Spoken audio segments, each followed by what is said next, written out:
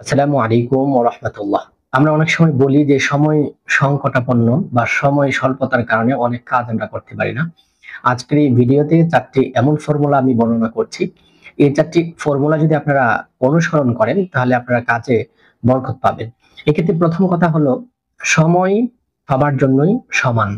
কিন্তু এই সময়ের মধ্যেই অনেকে আছে ৫ টা কাজ করতে পারে, অনেকে আছে একটা কাজও করতে পারে না।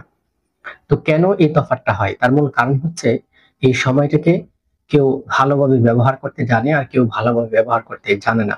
তো আমরা যদি সময়টাকে ভালোভাবে ব্যবহার করতে পারি বা টাইম ম্যানেজমেন্টটাকে খুব সুন্দরভাবে পরিচালনা করতে পারি, তাহলে আমাদের সময় স্বল্পতার কারণে কোনো কাজ করতে পারিনি, এই কথা আমাদের মুখে আর উচ্চারিত হবে না। তো রাসূল সাল্লাল্লাহু আলাইহি ওয়াসাল্লামের জীবনী থেকেও আমরা এই ৪ টি ফর্মুলা অনুধাবন করতে পারি যে এই বিষয়গুলো সরাসরি সুন্নাহ এই কথা আমি বলছি না। তবে রাসূল সাল্লাল্লাহু আলাইহি ওয়াসাল্লামের জীবনী থেকে আমরা আ এই পয়েন্ট গুলো উপস্থিতি পাই উনার জীবনের মধ্যে। তো ১ম পয়েন্ট হচ্ছে আমরা যদি সময়ে বরকত চাই তাহলে আমাদেরকে ফজরের নামাজের পরেই কাজ শুরু করে দিতে হবে। আমরা অনেকেই ফজরের পরে কাজ শুরু করি না। আমরা মূলত অনেকেই তো আমরা ফজরের নামাজ পড়ি না। অথবা নামাজ পড়লেও আমরা ফজরের নামাজ পড়েই কাজ শুরু করতে পারি না। আমরা কাজ শুরু করি একদম সকাল ৯টা বা ১০টা থেকে। এটা আমাদের জীবনের সবচেয়ে বড় একটা ভুল। আপনারা যদি সময়ে বরকত পেতে চান, অল্প সময়েই সারাদিনের কাজগুলোকে বা সারাদিনের কাজগুলোকে যেন যথা টাইমে সম্পূর্ণ করতে পারেন, এটা যদি করতে চান তাহলে অবশ্যই আপনাদের রুটিনটা সেট করতে হবে ফজরের পর থেকে। আপনারা যদি ফজরের পর থেকে রুটিনটাকে সেট করেন তাহলে দেখবেন আপনারা কাজে অন্যরকমভাবে বরকত পাচ্ছেন। আমি আমার ব্যক্তিগত লাইফেও দেখেছি যে যেদিন আমি ফজরের পর থেকেই কাজ শুরু করেছি, ওইদিন আমার কাজগুলো সারাদিনের কাজগুলো যথা টাইমে শেষ হয়েছে এবং আমি সারাদিন একটা অন্যরকম মানে আমার হাতে অনেক সময় আছে। কাজগুলোকে খুব সাজিয়ে গুছিয়ে সুন্দরভাবে কমপ্লিট করতে পারবো সেটা অনুভব হয়েছে। আমরা সময়ে বারাকা পেতে বা যথা টাইমে কাজ সম্পূর্ণ করতে দ্বিতীয়ত যে টাইম ম্যানেজমেন্ট হিসাবে দ্বিতীয়ত যে কাজটা করতে পারি সেটা হচ্ছে নির্দিষ্টভাবে কাজ করা।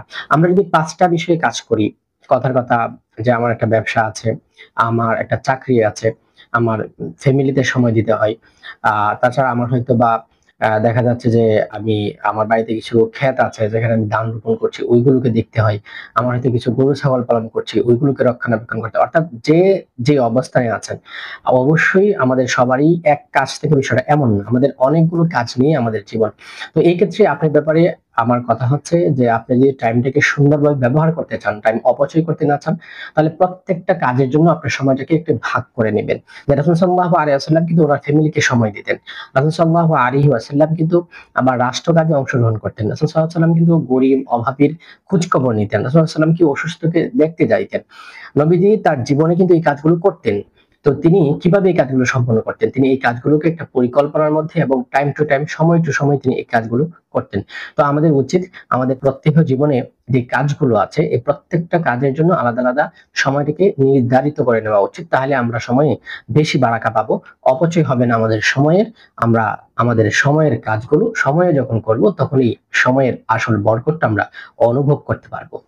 সময়ে বরকত পেতে আমরা আরেকটা কাজ করব, সেটা হচ্ছে অপ্রয়োজনীয় কাজ থেকে বিরত থাকার চেষ্টা করব। আমরা অনেক সময় দেখা যাচ্ছে যে আমাদের কাজের থেকে অকাজে আমরা সময়টাকে বেশি ব্যয় করি। আমরা Facebook এ স্ক্রল করছি। হ্যাঁ, যেহেতু এখন সোশ্যাল মিডিয়া থেকে দূরে থাকার কোন ধরনের ওয়ে বর্তমানে নেই। হ্যাঁ, আপনি নির্দিষ্ট একটা সময় এই সোশ্যাল মিডিয়াতে দেন। কিন্তু বিষয় যদি এমন হয় যেটা আমাদের প্রত্যেকের সাথে হয়তো ঘটে, আমার সাথে প্রায় সময় এই বিষয়টা ঘটে যে আমরা টাইম দেখতে গিয়েছি Facebook এ বা ফোন হাতে নিয়েছি টাইম দেখার জন্য। তো Facebook স্ক্রল করা শুরু করছি। তখন আর টাইমই আর দেখা হয় নাই। ০.৫ ঘন্টা পরে মনে হইছে যে আমি তো টাইম দেখার জন্য ফোনটা হাতে নিয়েছিলাম।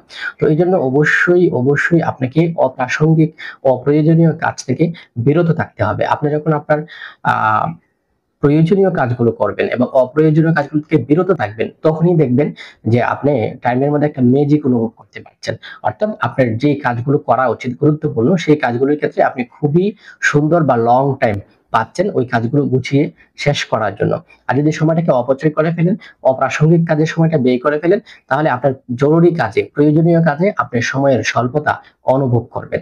সর্বশেষ বা চতুর্থত যে কাজটা আমরা করতে পারি আমাদের সময়ে বরকতের জন্য বা টাইম ম্যানেজমেন্টটাকে সুন্দর করার জন্য, সেটা হচ্ছে আপনি প্রতিদিন একটা সময়কে রাখেন নিজেকে বুস্ট করার জন্য, নিজের কাজগুলোকে পর্যালোচনা করার জন্য বা আত্মসমালোচনা করার জন্য। আপনি এটা হতে পারে ঘুমানোর আগে আপনি ১ ঘন্টা সময় ফিক্সড করেন। সেটা হচ্ছে আপনার আজকের কাজগুলোর ব্যাপারে মূল্যায়ন করা, আজকের সময় কতটুকু সঠিকভাবে ব্যয় করতে পারছেন, কতটুকু অপ্রয়োজনীয় কাজে ব্যয় করছেন সেটা একটা সামারি টানার চেষ্টা করুন এবং আগামীকালকে আপনি কি কাজ করবেন, কখন কি করবেন সেটাকে একটা শিডিউল তৈরি করার চেষ্টা করুন। এই যে ১ ঘন্টা বা এখানে আপনি যতটুকু সময় ব্যয় করবেন, এই সময়টা কিন্তু আপনাকে সারাদিনের সময়ে আলাদা একটা মানে শক্তি যোগাবে। এই যে ১ ঘন্টা সময় সেটা আপনার পরের দিনে কাজের জন্য ফুয়েল হিসেবে কাজ করবে। ফুয়েল শেষ যেরকমভাবে গাড়ি আর দৌড়বে না, ঠিক একইভাবে আপনি যদি ১ ঘন্টা সময় না দিতে পারেন, তাহলে আপনি আগামীকালকের কাজটাকে সময় মতন করতে পারবেন না। কিন্তু যদি আজকে ১ ঘন্টা সময় দিয়ে আজকের সমালোচনাটা করেন, আপনার আত্মসমালোচনা এবং আগামীকালের কাজগুলাকে সুন্দরভাবে গুছিয়ে নেন, টাইম টু টাইম সেট করে নেন, তাহলে আপনি টাইমে অন্যরকম একটা শক্তি পাবেন টাইম ম্যানেজমেন্টের মধ্যে। তো এই ৪ টা বিষয় আজকের ভিডিওতে আপনাদের সামনে উপস্থাপন করলাম। এগুলো মেনে চলবার তৌফিক আল্লাহ আমাদের দান করুক, আমাদের সময় আল্লাহ বারাকা দান করুক। আল্লাহুম্মা আমিন। আসসালামু আলাইকুম ওয়া রাহমাতুল্লাহ।